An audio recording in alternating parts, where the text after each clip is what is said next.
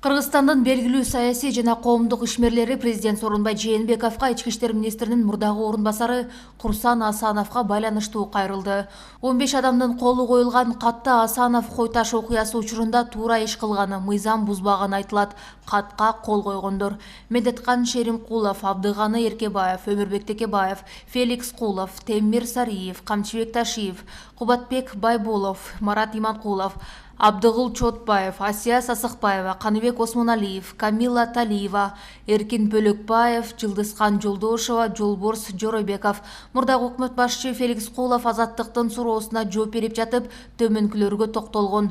Менимче, Курсан Асановдо күнөө жок. Балким процесстик жагынан анча-мынча кемчилик бар. Бирок ошол кездеги абал кандай болчу?